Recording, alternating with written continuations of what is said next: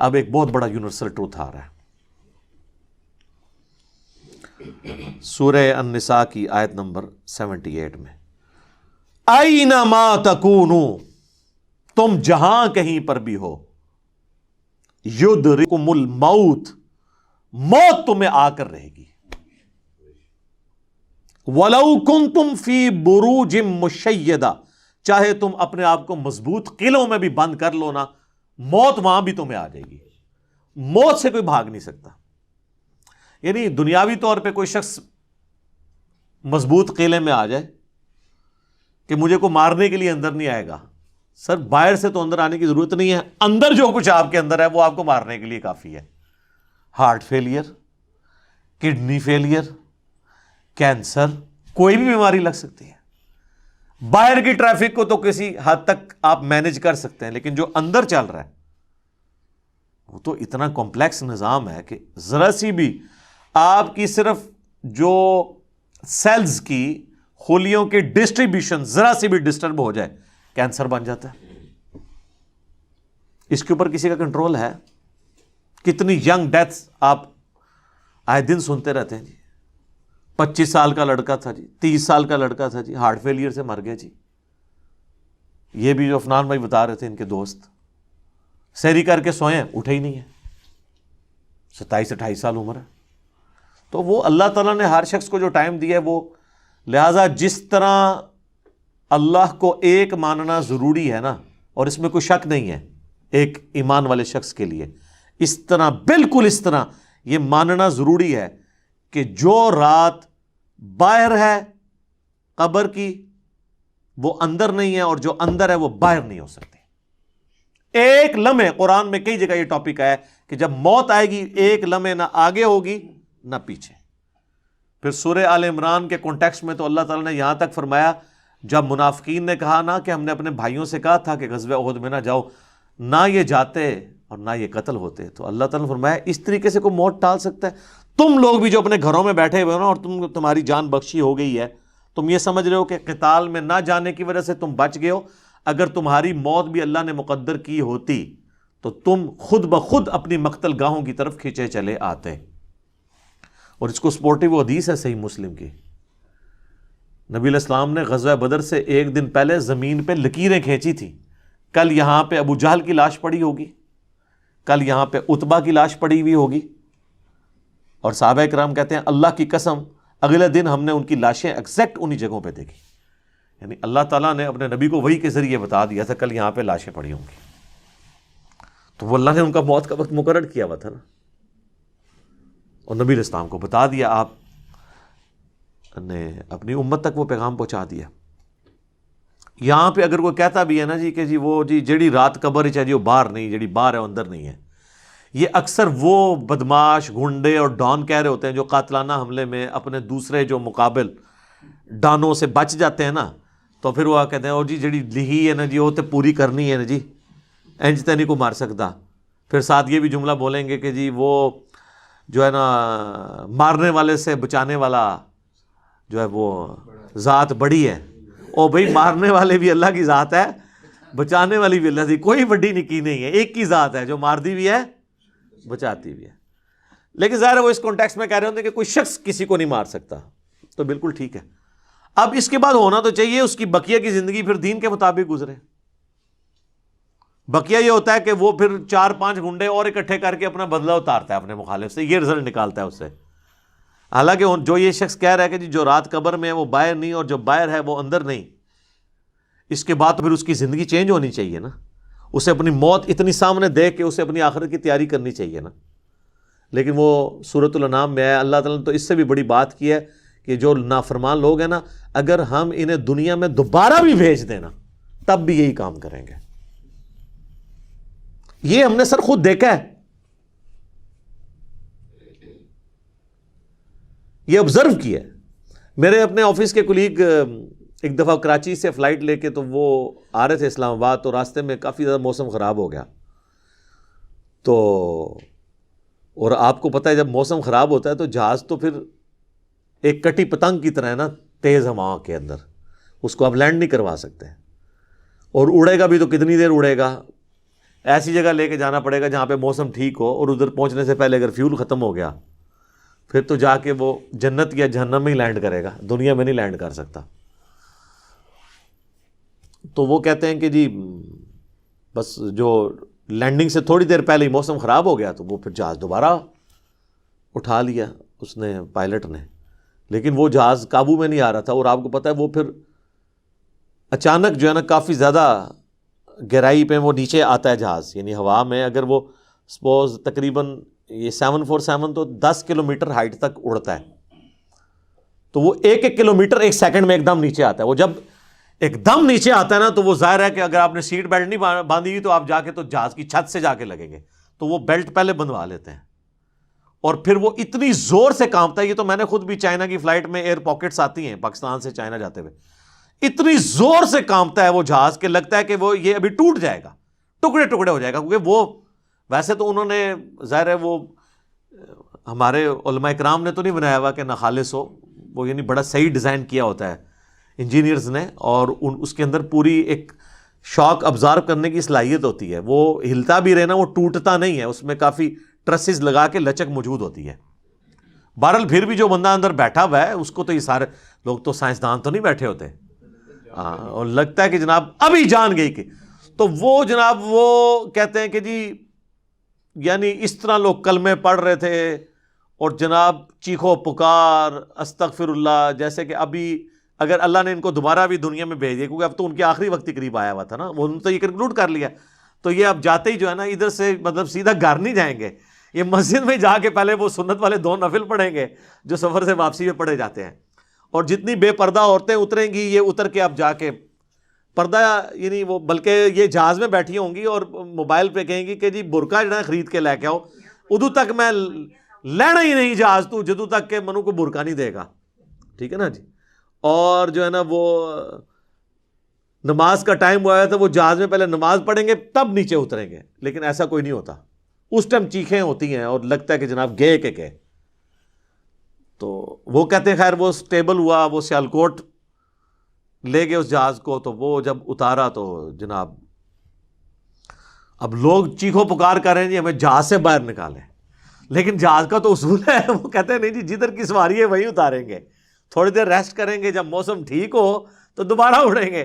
اب جو موت سامنے دیکھ کے ایک بار تازہ لینڈ کیا ہو، وہ کہتا ہے جی جناب تو وہ بتا رہے تھے کہ جہاز میں جناب انہوں نے منتیں کی، اب لاہور کی سواریاں تھیں جو وہ بھی کہہ رہی ہیں کہ جی آپ ہمیں یہاں پہ ہی اتار دیں، اسلام آباد پشاور کی سواریاں بھی تھی، وہ کہہ رہی تھی سیالکوٹ سے جناب ہم، کئی لوگوں نے کہا اسی پیدل چلے جائیں گے جناب، سانو لاؤ ہوئے تھے جہاز تو لاؤ تلے، ٹھیک ہے۔ تو وہ لیکن ان کا ایک اصول ہوتا ہے، وہ انہوں نے یہ چیک کیا کہ بھی جو سیالکوٹ کے یا قریبی علاقوں ان کو تو اجازت دے دی، لیکن دور والوں کو کہا نہیں جناب آپ کو چھوڑ کے آئیں، وہ کہتے ہیں جناب مہربانی کرو سانو چھوڑ کے نہ ہو۔ تو اس طرح موت کا یعنی روب طاری ہوا ہوتا ہے۔ تو یہ یعنی بات کرنا آسان ہے، جب موت سامنے آتی ہے نا بڑے بڑے لوگ، اور یہ سورۃ النام میں جو اللہ تعالیٰ نے فرمایا نا کہ ہم انہیں دنیا میں دوبارہ بھیج دیں یہی کام کریں گے، تو یہ کرنا شروع ہو جاتے ہیں نا۔ میں خود اسلام آباد میں پشاور موڑ جو ہے نا G8 مرکز، اسے پشاور موڑ بھی کہتے ہیں، جس طرح G9 مرکز اسلام آباد میں اسے کراچی کمپنی کہتے ہیں، تو ادھر میں ایک دفعہ ایک ٹیکسی میں نے لی، تو وہ ٹیکسی والے سے میری ڈسکشن شروع ہوئی، تو وہ کہنے لگا جی مجھے تو اللہ تعالیٰ نے نئی زندگی دی ہے، کہتا ہے جی میں ادھر ہی کھڑا ہوا تھا تو پیچھے سے ایک بڑا ٹریلا آ کے چڑھ گیا، یہ ٹریلے آپ کو پتہ ہے کس سپیڈ پہ چل رہے ہوتے ہیں، یہ بڑے بڑے جو وہ ڈیمپرز جن کو ڈیمپر کہتے ہیں، اور کہتا ہے جی میں تو گھر والے بھی آ کے بس سارے رشتہ دار کے کر کے مل کے جا رہے تھے، شفا انٹرنیشنل میں وہ کئی ہفتے تک وینٹیلیٹر کے اوپر رہا، وینٹیلیٹر پہ اس طرح کے جو لوگ ہیں بہت کم ہی ہوتا ہے کہ واپس آئیں، پھر آہستہ آہستہ ریکوری ہو گئی، یعنی وہ تو موت کے منہ سے بلکہ نئی زندگی لے کے واپس آیا۔ تو میں نے اس سے پہلا سوال یہ کیا کہ اب تم مطلب زندگی کیسے گزار رہے ہو، نماز پڑھتے ہو، مسلمان ہو؟ کہتے جی ٹائم لگ جاتے پڑھ لی تھی ہے۔ تو میں نے کہا صدق اللہ العظیم، اللہ نے سچ فرمایا، اگر ہم انہیں دنیا میں دوبارہ بھی بھیج دینا پھر یہ وہی کام کریں گے جو یہ کرتے رہے۔ تو اتنا قریب سے بھی موت کو دیکھ کر لوگ جو ہے نا وہ پھر بھی یہ باز نہیں آتے اپنی حرکتوں سے. موت بہت بڑی حقیقت ہے. کاش اس پہ ہمارا ایمان بھی اس لیول کا ہو تو پھر انسان کا قبلہ درست رہتا ہے. آپ دیکھیں سورہ البقرہ کے سٹارٹ میں اللہ تعالیٰ نے جو ذکر کیا ہے اہل ایمان کا، اس میں کیا فرمایا؟ والذین یؤمنون بما انزل الیک، وہ ایمان لاتے ہیں جو اے نبی تمہاری طرف نازل ہوا، وما انزل من قبلک، اور جو نازل ہوا تم سے پہلے، اس پہ ایمان رکھتے ہیں. وبالآخرۃ ہم یوقنون، اور آخرت پہ یقین رکھتے ہیں. آخرت کے لیے ایمان کا لفظ بھی کافی نہیں، اللہ نے سمجھا یقین، کیونکہ قبلہ تبھی درست ہوتا ہے جب انسان کو یہ پتا ہو کہ میں نے مر کے کسی کے حضور اکاؤنٹیبل ہونا ہے، جواب دہ ہونا ہے.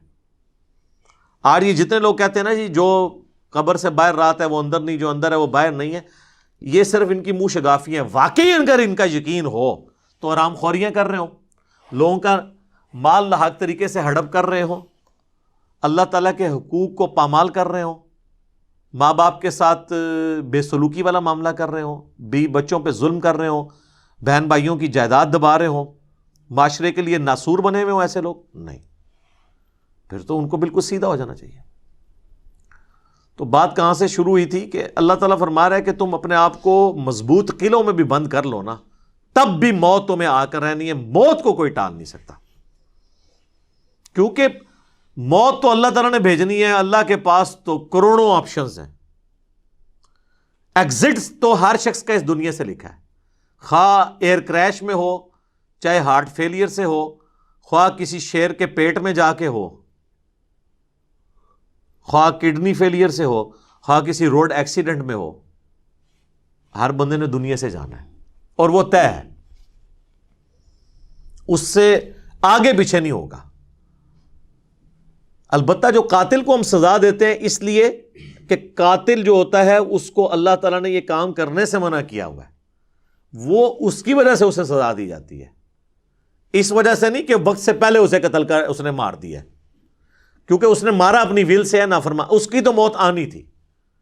اور اللہ تعالیٰ کو تو اپنے علم سے یہ بھی پتا ہے کہ کس نے کیا کرنا ہے، لیکن اللہ نے کسی کو پابند نہیں اپنے علم کا کیا کہ تو نے یہ کرنا ہے، بلکہ اللہ نے مستقبل کو فورس ہی خود ہی کیا ہوا ہے.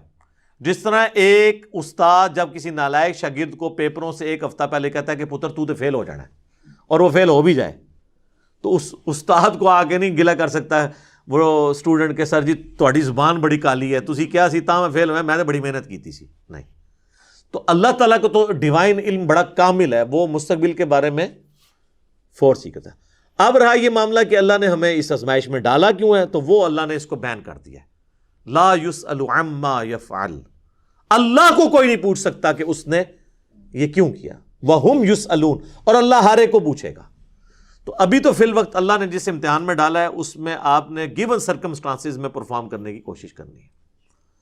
ہماری ایک اکیڈمی کے بڑے قریبی ہمارے ممبر عمر بھائی فوت ہو گئے آلموسٹ 37 ایئرس کی ایج میں، اللہ تعالیٰ ان کی مغفرت کرے. اور ماشاءاللہ انہوں نے اپنی ینگ ایج کے اندر اپنے عقیدہ توحید کی اصلاح کی، اپنے گھر والوں تک اصلاح پہنچائی، اپنے والدین تک پہنچائی. خوش قسمت ہوتے ہیں وہ لوگ جو جوانی میں خود بھی توبہ کرتے ہیں اور اپنے بوڑھے 70-80 سال کے ماں باپ جو روایتی دین کو، قبر پرستی کے دین کو لے کے چل رہے ہوں، بزرگ بابوں کے دین کو، ان کو بھی وہ اپنے ساتھ اس رائے حق پہ لانے میں کامیاب ہو جائیں. یہ نصیب والوں کا حصہ ہے. تو ان میں سے ایک ہمارے وہ عمر بھائی بھی تھے. ان کا جنازہ بھی آپ کو پتہ ہے میں نے پڑھایا تھا. جیلم کی تاریخ میں چند بڑے جنازوں میں سے تھا وہ، ہزاروں لوگ اس میں شریک تھے. تو ان کی اچانک ڈیتھ ہوئی ہارٹ فیلئر سے. ینگ ایج میں اگر کسی کو ہارٹ اٹیک ہو تو یہ چانس ہوتے ہیں کہ اس کا ہارٹ فیل ہو جائے گا، کیونکہ ہارٹ ریئیکٹ کرتا ہے.